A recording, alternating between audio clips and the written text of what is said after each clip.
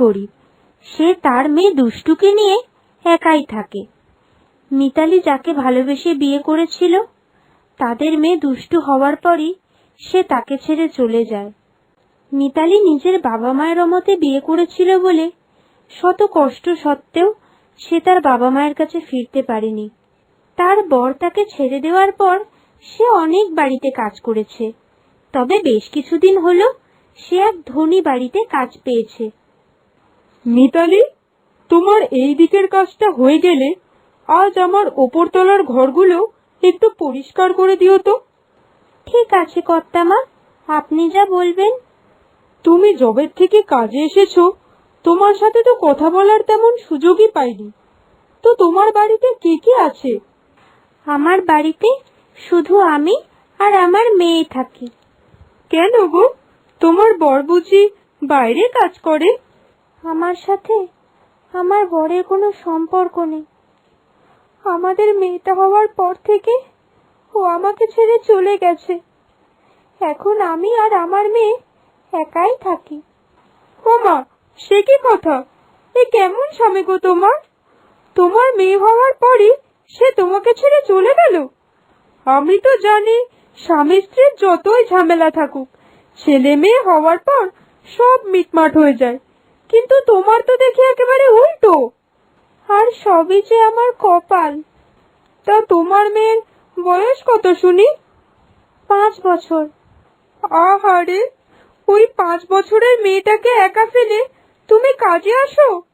কি আর করব কর্তামা, আমি যে বাধ্য। আমি কাজে না এলে আমার বাচ্চাটা যে না খেতে পেয়ে মরবে। মিতালি আর তার মেয়ের কথা শুনে সেই ধনী বাড়ির গিন্নিমা তো খুব কষ্ট পেলেন। সে মনে মনে ভাবতে থাকলেন কিভাবে মিতালির কষ্টটা একটু কমানো যায়। তিনি এই বিষয়ে কর্তামশাইয়ের সঙ্গেও আলোচনা করলেন। হ্যাঁ গো, আমাদের বাড়িতে যে নতুন কাজের মেয়েটা আসে, ওর তো খুব কষ্ট। ওর স্বামী নেই, ওর ওই 5 বছরের মেয়েটাকে বাড়িতে একা ফেলে রেখে আসে। আমরা কি কিছু করতে পারি না ওর জন্য? কি করব আমরা? তোমার যদি কিছু ঠিক মনে হয় তাহলে করো, আমি আর কি বলতে পারি। তাহলে এক কাজ করো, ওকে না হয় একটু বেশি টাকা দেওয়ার ব্যবস্থা করে দাও। আমি ভাবছিলাম ওকে ওর মেয়েটাকে এখানে নিয়ে আসতে বলবো। মেয়ে সন্তান, তাও এইটুকু বয়সে একা ঘরে রেখে আসা তো মোটেই ঠিক কথা না, বলো? হ্যাঁ, তাহলে বলো। এত বড় বাড়ি আমাদের, ও এসে বাড়ির এক কোনায় খেলবে, তাতে আমার আর কি সমস্যা থাকতে পারে? তবে তুমি যা বলবে একটু বুঝে বলো, মেয়েটার যেন এমন মনে না হয় যে তুমি ওকে দয়া দেখাচ্ছ। না না, ছি, এ তুমি কি বলছো? আমি দেখছি কি করতে পারি ওর জন্য। মিতালি, তোমার রান্নাঘরের কাজটা মিটলে একটু আমার কাছে এসো তো। মিতালি তার কাজ সেরে গিন্নিমার কাছে গেল। আমি ভাবছিলাম তোমার ওইটুকু মেয়ে একা বাড়িতে রেখে আসো, কোনোদিন কোনো বিপদ আপদ হলে। সেটা আমার ভাগ্য। আগে এটা ভেবেই ওকে আমার সাথে করে নিয়ে যেতাম। তখন তো আরো ছোট ছিল। আমার দুধের শিশুটাকে নিয়ে যেতাম বলে যাদের বাড়িতে কাজে যেতাম তাদের থেকে অনেক কথা শুনেছি। বাবা, এইটুকু বাচ্চাকে নিয়ে কাজে যাবে না তো আর কি করবে শুনি? মানুষের বিবেক বলে কিছুই নেই দেখছি। আচ্ছা, তুমি তোমার বাচ্চাটাকে কালকে থেকে এখানে নিয়ে আসবে। ওকে একা বাড়িতে রাখার কোনো দরকার নেই। কখন কি বিপদ হয়, তুমি যতক্ষণ এখানে থাকবে ও ততক্ষণ আমাদের সাথেই থাকবে। না না গিন্নিমা, কি দরকার? কোনো দুষ্টুমি করলে তারপর আবার। বাচ্চা মানুষ, ওরা দুষ্টুমি করবে না তো কি আমরা করব? তুমি কাল থেকেই ওকে নিয়ে এসো। গিন্নিমা এতবার করে বলায় মিতালি রাজি হয়ে গেল তার মেয়েকে নিয়ে আসার জন্য। মিতালি তার বাড়ি গিয়ে তার মেয়েকে সব বুঝিয়ে বলল, যাতে সে কোনো দুষ্টুমি না করে। তার নিরীহ ছোট মেয়েটা কিছুই বুঝতে পারছিল না, কেবল মাথা নেড়ে যাচ্ছিল। কিরে, তুই তো শুধুই মাথা নেড়ে যাচ্ছিস, আদৌ বুঝতে পারছিস তো আমি কি বলছি? ওখানে গিয়ে কিন্তু কোনো দুষ্টুমি করা চলবে না। কি জানি বাবা, মেয়েটা কি করবে, আদেও কিছু বুঝলো কিনা। কিন্তু সে তার মায়ের সব কথা শুনে চলে। যাই হোক, পরের দিন দুষ্টুর মা তাকে নিয়ে চলে গেল গিন্নিমার বাড়িতে। গিন্নিমা, চলে এসেছি। এটা তোমার মেয়ে? কি মিষ্টি দেখতে। ও আমার কাছেই থাক, তুমি ততক্ষণ কাজগুলো সেরে নাও। ঠিক আছে গিন্নিমা, আপনি যা বলবেন। দুষ্টু, শান্ত হয়ে থাকবে কিন্তু। মিতালি তার মেয়েকে গিন্নিমার কাছে রেখে কাজে লেগে পড়ল। এইটুকু মেয়ে, তাও এত কথা শোনে। আহারে, এই বয়স থেকে একা থাকে মেয়েটা।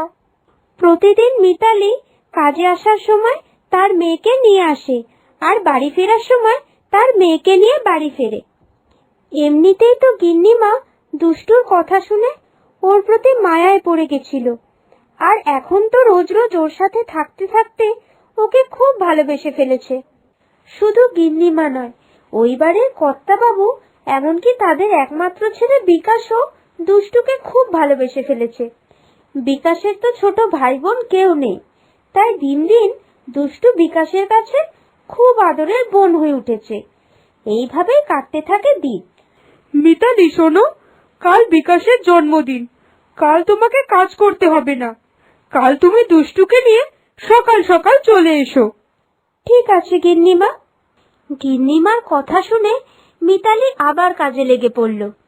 গিন্নিমা যখন মিতালিকে এই কথাটা বলছিল, তখন দুষ্টু সব শুনেছিল। তার মা যেতেই দুষ্টু গিন্নিমাকে জিজ্ঞাসা করে, আত্মা, কাল দাদা ভাইয়ের জন্মদিন? হ্যাঁ তো, কালকেই তো দাদা ভাইয়ের জন্মদিন। মা তো আমার হঠাৎ তোমায় বলে দিল যে কাল নাকি আমার জন্মদিন, কিন্তু আমার আর দাদা ভাইয়ের জন্মদিন একদিনে কি করে হয়? তাই নাকি?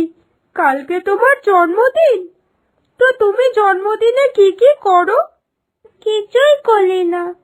মা বলে জন্মদিনে শুধু পায়েস খেতে হয়, তাই মা শুধু পায়েস করে দেয়। ও আমার সোনা রে, কত বোঝে আমার সোনাটা। পরের দিন সকাল হতে বিকাশের জন্মদিন উপলক্ষে সারা বাড়ি সেজে উঠেছে।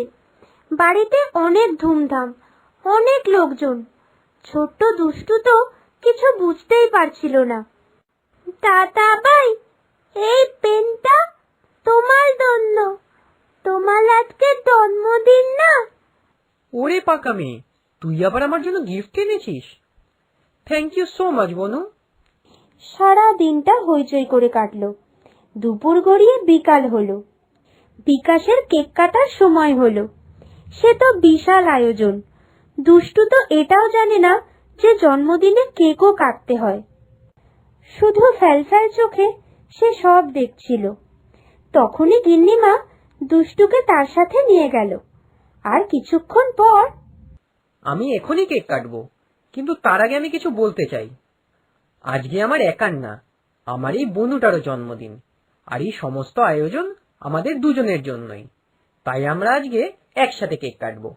মিতালি তো এই দেখে অবাক। সে তো কাউকে বলেনি আজ দুষ্টুর জন্মদিন। তাহলে সবাই জানলো কিভাবে? মিতালি ভাবতেই পারছিল না যে তার এই অভাগী মেয়েটার কোনোদিন এইভাবে জন্মদিন পালন হবে। গিন্নিমারা তার মেয়েকে নতুন জামাও পরিয়েছে। জন্মদিনে সে তার মেয়েকে নতুন জামা পরাবে, সেটা মিতালি স্বপ্নেও ভাবেনি। যাই হোক, শত কষ্টের দিন কাটালেও এই আনন্দের মুহূর্তটা যেন মিতালির চোখে জল এনে দিল।